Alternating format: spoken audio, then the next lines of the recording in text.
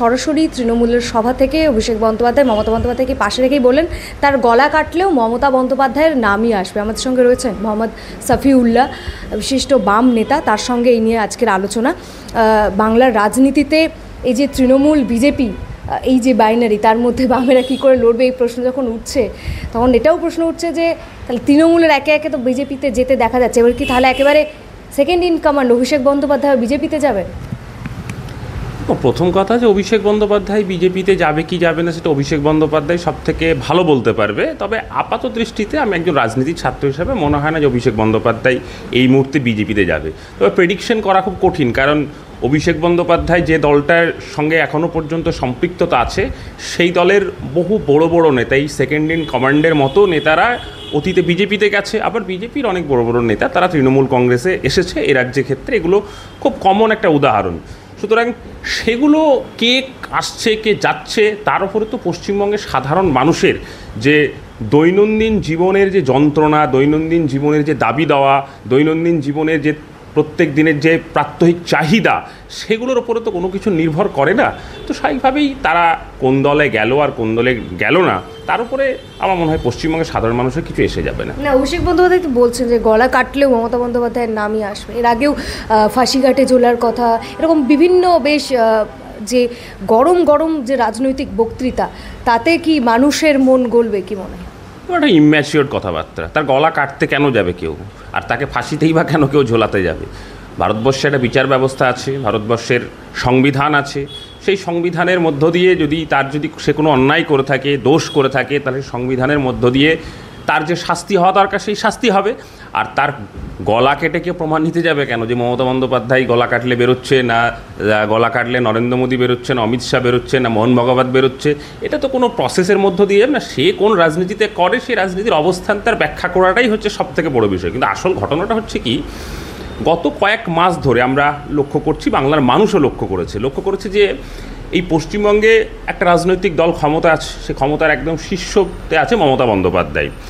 এবং বেশ কয়েক বছর ধরে এই ক্ষমতার ভর কেন্দ্রটা দুটো জায়গায় ভাগ হয়ে যাচ্ছিল। একটা হচ্ছিল কালীঘাট বা নবান্ন, আর একটা হচ্ছিল ক্যামাক স্ট্রিটে। এবং এই ক্ষমতার ভর কেন্দ্র ভাগ হয়ে যাওয়াকে কেন্দ্র করে দলের অভ্যন্তরে হতে পারে, সরকারের অভ্যন্তরে হতে পারে, একটা সমস্যা সৃষ্টি হচ্ছিল। আবার একই রকমভাবে অভিষেক বন্দ্যোপাধ্যায়ের মধ্যে মনে হতে পারে যে 2021 সালের নির্বাচনে আমি সামনের সারিতে দাঁড়িয়ে লড়াই করেছি, 24-এ আমি লড়াই করেছি, তাহলে অনেক দিন হলো, এবার আমি কেন আরও একটা বড় একটা কোনো কিছু প্রত্যাশা তিনি হয়তো করছেন, সেই বড় প্রত্যাশা হয়তো পূরণ হচ্ছিল না। সেই নিয়ে একটা মান অভিমান, নিজেদের মধ্যে আরও কিছু পাওয়া বা আরও কিছু লুঠের কন্ট্রোল করবার যে পাওয়ারের এপিসেন্টার, সেসব পাওয়ার ক্ষেত্রে মান অভিমান, দ্বন্দ্ব এইসবগুলো ছিল। এবং সেইটা নিয়ে রাজনীতিতে নানা রকম কথাবার্তা হয়, অতীতেও হয়েছে, এটা কোনো নতুন কোনো বিষয় নয়। কিন্তু কালকে যে বিষয়গুলো শুনছিলাম, আমি রাজনীতি যেহেতু করি, রাজনীতি যারা এই মুহূর্তে শাসন ক্ষমতায় আছে তারা কী ধরনের কথাবার্তা বলবে সেটা তো রাজনীতির ছাত্র হিসেবে আমাদেরকে জানা দরকার। এবং সেটা আমি বিভিন্ন রাজনৈতিক দলের সভা বা সভা পরবর্তী যে বিষয়গুলো তারা অ্যানাউন্স করে সেগুলো শোনার চেষ্টা করি। কালকেও সেটা শোনার চেষ্টা করেছি, এবং শোনার চেষ্টা করে একটা জিনিস আমার মনে হয়েছে যে অভিষেক বন্দ্যোপাধ্যায় তাকে কেন্দ্র করে যে ধরনের গসিপ বা যে ধরনের কথাবার্তাগুলো এসেছিল বা সে যেগুলো সৃষ্টি করেছিল, সেখানে একটা ধামাচাপা দিয়ে তার মমতা বন্দ্যোপাধ্যায়ের প্রতি আনুগত্য দেখানোর একটা যে প্রয়াস বা প্রচেষ্টা, সেটা সে চেষ্টা করেছিল। আসলেই যেটা আমরা বহু আগে থেকে বলেছি যে মমতা বন্দ্যোপাধ্যায় তৃণমূল কংগ্রেস তৈরি করেছে, মমতা বন্দ্যোপাধ্যায় না থাকলে তৃণমূল কংগ্রেসে যে বাকি নেতাগুলো যাদেরকে আমরা দেখতে পাচ্ছি তারা সবাই ইকুইভ্যালেন্ট জিরো, অন্য কিচ্ছু না। সে অভিষেক বন্দ্যোপাধ্যায় যে অভিষেক বন্দ্যোপাধ্যায় হয়েছে, অভিষেক বন্দ্যোপাধ্যায় শান্তিনিকেতনের মতো বড় বাড়ি হয়েছে, ঝাড়বাতি হয়েছে, ডায়মন্ড হারবার থেকে দিল্লি পৌঁছেছে, এই সব হচ্ছে মমতা বন্দ্যোপাধ্যায়। মমতা বন্দ্যোপাধ্যায় না থাকলে অভিষেক বন্দ্যোপাধ্যায় একটা পঞ্চায়েতের মেম্বার হতে পারবেন না, কলকাতা পৌরসভার একটা কাউন্সিলর হতে পারবেন কিনা সেটা আমার মনে হয় পশ্চিমবাংলায় মানুষ খুব ভালো করেই জানেন। এই যে সিবিআইয়ের চার্জশিটে জনৈক অভিষেক বন্দ্যোপাধ্যায়ের নাম, মুখ্যমন্ত্রী কিন্তু মানে এই যে তৃণমূলের বৈঠক থেকে মমতা বন্দ্যোপাধ্যায় তিনি স্পষ্ট বলছেন যে নির্বাচন এলেই, ইলেকশন এলেই চার্জশিট। কোথাও গিয়ে কি সত্যিই মনে হয় কোনো দর কষাকষি চলছে? এদিকে তো মানে এমপি অভিষেক বন্দ্যোপাধ্যায়ের আইনজীবী তিনিও প্রেস স্টেটমেন্টে বলছেন যে রাজনৈতিক উদ্দেশ্য প্রণোদিতভাবে মানে হেনস্থা করার জন্য এই চার্জশিট। দেখো, আমার এই চার্জশিটের যতটুকু আমার পড়ার সুযোগ হয়েছে এটা দেখে আমার বেশ অদ্ভুত বোকা লেগেছে। এই জন্যই বলবো তার কারণ হচ্ছে এখানে দেখলাম যে বাকি যে সমস্ত ব্যক্তিদের নাম আছে এবং সেই ব্যক্তিদের কিন্তু রাজনৈতিক বা সামাজিক যে পরিচয় সেই পরিচয়টা মেনশন করা আছে, এবং ওখানে দেখলাম যে এমন একজন ব্যক্তির নাম লেখা আছে, তার নাম হচ্ছে অভিষেক বন্দ্যোপাধ্যায়। এবং স্বাভাবিকভাবেই তোমরা যারা সংবাদ মাধ্যমের কর্মী তোমাদেরকে বলতে হচ্ছে জনৈক অভিষেক বন্দ্যোপাধ্যায়, এবং সেই অভিষেক বন্দ্যোপাধ্যায় কোন অভিষেক বন্দ্যোপাধ্যায় সেটা পশ্চিমবঙ্গের মানুষের কাছে একটা ধোঁয়াশা রেখে দিচ্ছে সিবিআই। কিন্তু এই অভিষেক বন্দ্যোপাধ্যায়ের কে নিয়ে যে সমস্ত কথাবার্তাগুলো সিবিআইয়ের চার্জশিটে এসেছে, সে 15 কোটি টাকা নাকি ক্লেম করেছে, সে নাকি কাউকে ট্রান্সফার করিয়ে দিতে পারে, সে নাকি কাউকে অ্যারেস্ট করিয়ে দিতে পারে, এবং যারা এখন আলোচনা করছে তারা নাকি এই অভিষেক বন্দ্যোপাধ্যায়কে এতটাই গুরুত্বপূর্ণ মনে করছেন, তার সঙ্গে স্বয়ং প্রাক্তন শিক্ষামন্ত্রীর একটা বিরোধের প্রশ্ন আসছে। তার মানে এই যে জনৈক অভিষেক বন্দ্যোপাধ্যায় নিয়ে আলাপ আলোচনা হচ্ছে, এই অভিষেক বন্দ্যোপাধ্যায় হচ্ছে ভীষণ একটা পাওয়ারফুল এবং শক্তিশালী একটা অভিষেক বন্দ্যোপাধ্যায়। এবার পশ্চিমবঙ্গে শক্তিশালী পাওয়ারফুল অভিষেক বন্দ্যোপাধ্যায় কতজন আছে, তাহলেই পশ্চিমবঙ্গের মানুষের কাছে ক্লিয়ার হয়ে যাবে তাহলে সিবিআইয়ের এই ধোঁয়াশা রাখাটার কারণটা কী। কিন্তু আমার মনে হয় গতকালকের সভার পরে আর জনৈক শব্দ বলার কোনো প্রয়োজন আছে বলে আমার অন্ততপক্ষে মনে হয় না। কারণ একজন অভিষেক বন্দ্যোপাধ্যায়কে পশ্চিমবঙ্গের মানুষ সবাই চেনে, যিনি ডায়মন্ড হারবারের সাংসদ। তিনি নিজে কালকে তৃণমূল কংগ্রেস বা তার দলের একটা সভা থেকে তিনি বলেছেন যে আমার নাম দুটো জায়গাতে মেনশন করা আছে। তাহলে তিনি নিজে স্বীকার করে নিচ্ছেন যে তারই নাম দুটো জায়গাতে মেনশন করা আছে এবং তা নিয়ে কিছু কথাবার্তা আছে, সে নিজেই স্বীকার করেছেন। এবং পশ্চিমবঙ্গের অ্যাপারেন্টলি খুব সাধারণ মানুষ যারা মনে করেন যে মমতা বন্দ্যোপাধ্যায় রাজ্যের মুখ্যমন্ত্রী এবং তার ভাইপো অভিষেক বন্দ্যোপাধ্যায়, এবং সেই ভাইপো হচ্ছে সাংসদ একজন এবং অত্যন্ত প্রভাবশালী একজন তরুণ রাজনীতিবিদ, তো স্বাভাবিকভাবে পশ্চিমবঙ্গের সাধারণ মানুষের বুঝতে অসুবিধা হয় না। এবং অতীতেই ইডিরও কিছু প্রেস স্টেটমেন্ট এসেছিল অভিষেক বন্দ্যোপাধ্যায়ের নামের পাশে এমপি। আমার মনে হয় সিবিআইয়ের উচিত ছিল বা ভবিষ্যতে যদি চতুর্থ কোনো চার্জশিট তারা যখন জমা করে, তাহলে এই অভিষেক বন্দ্যোপাধ্যায়কে নিয়ে যা ধোঁয়াশা বা কেউ জনৈক বলছেন, আবার অভিষেক বন্দ্যোপাধ্যায় নামে ডায়মন্ড হারবারের সাংসদ সে নিজেকে বলছেন আমার নাম, এই জায়গাটায় স্পেসিফিক হওয়া উচিত। এটা কোন অভিষেক বন্দ্যোপাধ্যায়, লিপস অ্যান্ড বাউন্সের সঙ্গে তার কী সম্পর্ক, এই অভিষেক বন্দ্যোপাধ্যায় কতটা পাওয়ারফুল, রাজনীতিতে তার কোন পজিশনে আছে, কেন সে এই ধরনের পাওয়ার হোল্ড করে, এবং এই পাওয়ার হোল্ড করে সে কী কী অনৈতিক কাজকর্ম করেছে বা আদৌ করেছে কিনা, এই সবটা পরিষ্কার করা সিবিআইয়ের দায়িত্ব এবং সিবিআই সেটা করবে বলে আমি বিশ্বাস করি। তা না হলে সিবিআই নিরপেক্ষতা নিয়ে যখন অতীতে যে প্রশ্নগুলো ছিল, ভবিষ্যতেও সেই প্রশ্নগুলো মানুষের মনের মধ্যে স্থির থেকে যাবে। কারণ একটা জিনিস খুবই স্পষ্ট পরিষ্কার যে সিবিআইকে একটা সময় যখন বিজেপি ক্ষমতায় আসেনি, তখন কেন্দ্রে যখন ইউপিএ সরকার ছিল কংগ্রেসের নেতৃত্বে, সেই সময় সিবিআইকে নিয়ে বিজেপি নানা রকম ধরনের মন্তব্য করত। আবার এ রাজ্যে মমতা বন্দ্যোপাধ্যায়কে দেখতাম বামফ্রন্ট জমানা যখন ছিল, ছোটোখাটো কোনো ঘটনা ঘটলেই সিবিআইয়ের উপরে তারা আস্থা রাখতো এবং সিবিআইকে দিয়ে করানোর জন্য তারা চিৎকার চেঁচামেচি করতো। আমাদের বক্তব্য যে আজকের দিনে দাঁড়িয়ে থেকে যে কেন্দ্রে যখন বিজেপি আছে আর রাজ্যে মমতা বন্দ্যোপাধ্যায় আছে, রাজ্যের অজস্র বড় বড় ঘটনা ঘটছে, এবং এই বড় বড় ঘটনা ঘটার পরে আমরা যেটা দেখতে পাচ্ছি কি, যে সিবিআই আসছে তদন্ত করছে, ইডি আসছে তদন্ত করছে, তা নিয়ে মিডিয়াতে নানা রকম নিউজ হচ্ছে, সূত্র মারফত বহু ঘটনা শোনা যাচ্ছে। কেউ 12,000 কোটি টাকা 15,000 কোটি টাকা খাদ্যে চুরি করেছে, কেউ বলছে 100 কোটি টাকা তোলার টার্গেট ছিল শিক্ষা দপ্তরে চাকরির বিনিময়ে। কিন্তু আসলে নিট ফল কি বলবে তুমি? কুন্তল এখন বেলে, শান্তনু বেলে, জ্যোতিপ্রিয় মল্লিক বেলে, আসলে কালকে দেখা যাবে পার্থ চট্টোপাধ্যায় বেলে, এখন মানিক ভট্টাচার্য যেমন বেলে আছে। ঠিক এই জায়গায় দাঁড়িয়ে থেকে সিবিআই তার যে নিরপেক্ষতা, সেই নিরপেক্ষতাটাকে সম্পূর্ণরূপে হারিয়েছে। রাজনৈতিক যে অভিসন্ধি, সেই রাজনৈতিক অভিসন্ধি দ্বারা পরিচালিত হচ্ছে, সেটা খুব দুর্ভাগ্যজনক। এই ধরনের তদন্তকারী সংস্থাগুলোকে নিরপেক্ষ হওয়া উচিত এবং আমরা মনে করি সব দুর্নীতিগ্রস্ত নেতাদের শাস্তি হওয়া উচিত। আচ্ছা, কি মনে হয় এই যে রাজনৈতিক উদ্দেশ্য প্রণোদিতভাবে বলা হচ্ছে, খুদ মমতা বন্দ্যোপাধ্যায় তিনিও বললেন যে ইলেকশন আসলেই কোথাও গিয়ে ভোট প্রতিযোগিতায় বামেদেরকে কি প্রতিযোগী হিসেবে ধরছেনই না মমতা বন্দ্যোপাধ্যায়? কিন্তু কারণ তিনি সভা থেকে সমানে তো বিজেপিকেই আক্রমণ করে গেলেন, বামেদের সেখানে কোনো উল্লেখই নেই, মানে প্রতিযোগী হিসেবে কোনো ধরছেন না।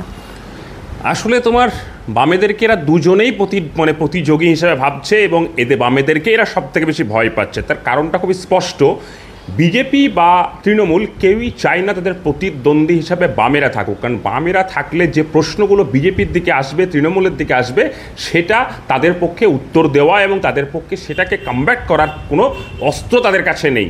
আর এই রাজনৈতিক উদ্দেশ্য প্রণোদিত কথাটা কেন বলছি, দেখো তোমার মনে থাকবে মহারাষ্ট্রের অজিত পাওয়ারের কথা, যিনি শরদ পাওয়ারের ভাইপো। যখন অজিত পাওয়ার এনসিপিতে ছিল, সেই সময় তার বিরুদ্ধে হাজার হাজার কোটি টাকার দুর্নীতির অভিযোগ এই বিজেপি করেছিল এবং সেই অভিযোগগুলোর অনেকাংশই সত্য এবং দেখা গেল কি, তাকে যখন দল ভাঙানোর পরে তাকে যখন বিজেপি তাকে সমর্থন নিয়ে যখন সরকারটা তৈরি করলো, তাকে দেখা গেল যে সিবিআই বা ইডি তাকে একদম পুরো ক্লিন চিট দিয়ে দিল। এখন এই সিবিআই বা ইডিকে নিয়ে মমতা বন্দ্যোপাধ্যায় বলতে পারে একটা উদ্দেশ্য নিয়ে যে ভোট আসলেই তাকে এই ধরনের বিষয়গুলো আসে। এটা ঠিকই তো, ভোট আসলে এই ধরনের বিষয়গুলো কেন আসে? এই রাজ্যে তৃণমূলের নেতৃত্বে পাহাড় প্রমাণ দুর্নীতি হয়েছে, পাহাড় প্রমাণ লুট হয়েছে, এবং সেই দুর্নীতির তদন্তটাকে অতি দ্রুত করে এই সব দুর্নীতিগ্রস্ত নেতাদেরকে জেলে ভরা উচিত ছিল সিবিআই বা ইডি। বিজেপি আসলে তৃণমূলের এই পাহাড় প্রমাণ দুর্নীতি এবং দুর্নীতিগ্রস্ত চোর নেতাদেরকে ব্ল্যাকমেল করে মাঝে মাঝেই নির্বাচনের সময় এই যে কাজগুলো করে, সেটার মধ্য দিয়ে কি হয় যে মমতা বন্দ্যোপাধ্যায়ের সঙ্গে নেগোসিয়েশন করতে, তৃণমূলের সঙ্গে নেগোসিয়েশন করতে তাদের সুবিধা হয়, যার মধ্য দিয়ে পশ্চিমবঙ্গের রাজনীতিতে এমন একটা প্লেয়িং গ্রাউন্ড তারা তৈরি করতে চায় যে একদিকে তৃণমূল কংগ্রেস থাকবে আর উল্টো দিকে বিজেপি থাকবে। তাদের দুইয়ের মধ্যে লড়াইটা থাকলে এখানে বামপন্থীদেরকে একটু অপ্রাসঙ্গিক করে রাখা যেতে পারে বা তৃতীয় পক্ষ করে রাখা যেতে পারে, তাহলে এই ইস্যুগুলো উঠবে না।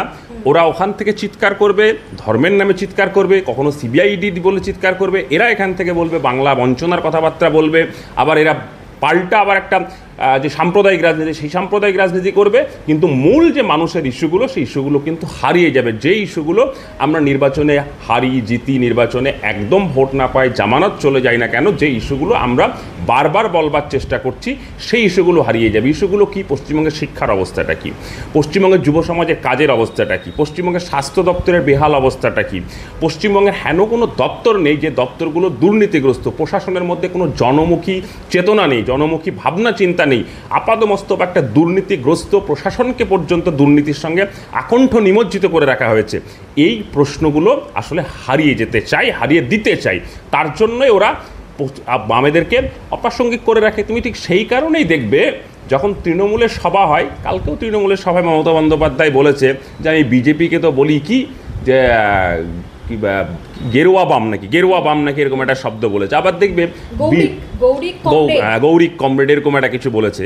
আবার দেখবে তুমি বিজেপি যখন সভা করবে তখন ঠিক সেই আমাদেরকে বলবে আমরা নাকি তৃণমূলের সঙ্গে দিল্লিতে বসি চাটা খাই বা নবান্নে গিয়ে ফিশ ফ্রাই খাই, এই সমস্ত কথাবার্তা বলবে। আসলে এরা দুটো রাজনৈতিক দল, তাদের যে মূল এজেন্ডা হচ্ছে মানুষকে শোষণ করে জনগণের মধ্য দিয়ে জনগণের মূল দাবিকে আটকে রেখে জনগণকে ধর্মের নামে, ভাষার নামে, জাতের নামে লেলিয়ে দিয়ে বারবার ক্ষমতায় বসা এবং কোটি কোটি টাকা দুর্নীতি করা। আর এই জায়গাটাই যারা বারবার বাধা দিচ্ছে, সেই বাধা দেওয়ার জায়গাটা বামেরা, তাই বামেদেরকে বারে বারে এভাবেই তারা অপ্রাসঙ্গিক করে রাখার চেষ্টা করবে। কিন্তু এটা তো তাদের হাতে কি আছে? তাদের হাতে প্রচুর দুর্নীতির টাকা আছে, শাসন ক্ষমতা আছে, তাদের হাতে এই দুর্নীতির টাকা দিয়ে একাংশের মিডিয়াকে তারা প্রভাবিত করতে পারে। কিন্তু পশ্চিমবঙ্গের জনগণ তো প্রতি মুহূর্তে লক্ষ্য করছে বিজেপি এবং তৃণমূলের এই রাজনীতি লক্ষ্য করছে, এবং পশ্চিমবঙ্গের মানুষ তার অভিজ্ঞতার মধ্য দিয়েই যে প্রকৃত যে কাজ, সেই প্রকৃত কাজ তারা করবে। এবং এক্ষেত্রে আমিও মনে করি যে আমাদেরও এক্ষেত্রে থেকে অনেক কিছু শিক্ষা নেওয়ার আছে, এবং সেই শিক্ষা নিয়ে আমাদেরকেও যে আমরাই বিকল্প হতে পারি, সেই জায়গাটা আমাদেরকেও প্রমাণ করার আমাদেরও দায়িত্ব। বিরোধী দলনেতা শুভেন্দু অধিকারী, নন্দীগ্রামের বিধায়ক, তিনি বলছেন যে তাকে শুধু হিন্দুরাই ভোট দিয়েছেন, তিনি হিন্দুদের বিধায়ক। এই যে রাজনীতিতে বারবার হিন্দু মুসলিম এই যে ধর্মের যে প্রাসঙ্গিকতা চলে আসছে, তার মধ্যে বামেরা কিভাবে মানে এর মোকাবিলা করবে? আমি এর আগেও বহুবার এই প্রশ্ন করেছি, কিন্তু সত্যিই তো বারবার চলে আসছে এই প্রসঙ্গ। খুব দুর্ভাগ্যজনক আসছে। শুভেন্দু অধিকারী শুধুমাত্র কিন্তু বিধায়ক নয়, শুভেন্দু অধিকারী হচ্ছে পশ্চিমবঙ্গের বিধানসভার বিরোধী দলনেতা, এবং মুখ্যমন্ত্রী যখন নির্বাচিত হওয়ার পরে তৃণমূল কংগ্রেসে থাকেন না, পশ্চিমবঙ্গের সমস্ত জনগণের মুখ্যমন্ত্রী হন। ঠিক একই রকমভাবে বিধানসভার অভ্যন্তরে যিনি বিরোধী দলনেতা হিসাবে নির্বাচিত হন, তিনিও সমগ্র মানুষের বিরোধী কণ্ঠস্বর হন। এখন যদি দেখা যায় যে শুভেন্দু অধিকারীর মতো একজন রাজনৈতিক নেতা সে এখন বিরোধী দলনেতা হয়ে যায়, তাহলে যেটা হওয়ার সেটাই হয়েছে। এবং সেই জন্য সে দুর্ভাগ্যজনকভাবে বলছেন তার যে পদ, সেই পদের পরিপন্থী হিসাবে যে কথাগুলো আসছে ভীষণ দুর্ভাগ্যজনক। সে বলছে হিন্দুদের বিধায়ক। আসলে হিন্দুদের বিধায়ক বা হিন্দুদের বিরোধী দলনেতা এই সমস্ত কথাবার্তাগুলো বলছে। আসলে এগুলো আমার মনে হয় যে রাজনীতিতে যে রাজনীতির যে কালচারের মধ্য দিয়ে বড় হওয়া, রাজনীতির যে শিক্ষা সংস্কৃতি, এগুলোর অভাব থাকলে এই ধরনের কথাবার্তাগুলো বলা যায়। আর আসলে তার মাথায় তো মূল এজেন্ডা যেটা ঘুরছে সেটা হচ্ছে একদম নাগপুরের পাঠশালা থেকে যেটা শেখানো হয়েছে, এবং সেখানকার গুড মার্কে থাকার জন্য সব চেষ্টা চরিত্র। কিন্তু পশ্চিমবঙ্গের মানুষ এভাবে হিন্দুদের বিধায়ক, এভাবে মুসলিমদের বিধায়ক, বা হিন্দুদের নেতা মুসলিমদের নেতা, এইভাবে পশ্চিমবঙ্গের মানুষ আলাদা করে কোনো রাজনৈতিক নেতাকে স্বীকৃতি কোনোদিন দেয়নি। স্বীকৃতি দেয়নি বলেই পশ্চিমবঙ্গে শ্যামাপ্রসাদ মুখার্জির মতো রাজনৈতিক নেতা কত দূর গেছে, আবার এই পশ্চিমবঙ্গের বুকে এসে অন্য অনেক মুসলিম নেতা তারা হায়দ্রাবাদে অনেক রাজনীতি করে, এমপি টেমপি হয়, তারাও এসে পশ্চিমবঙ্গে এসে কোনোদিন কোনো বড় জায়গায় যেতে পারেনি। পশ্চিমবঙ্গের একচ্ছত্র আধিপত্য তার একটা কমিউনিটির নিতে পারেনি। এই জায়গায় দাঁড়িয়ে থেকে আমার মনে হয় যে শুভেন্দু অধিকারীরা যত এই উন্মাদের মতো এই ধরনের কথাবার্তা বলবে, পশ্চিমবঙ্গের মানুষের কাছে তত পরিষ্কার হবে এই ধরনের উন্মাদ জোকারদের আসল চিত্র।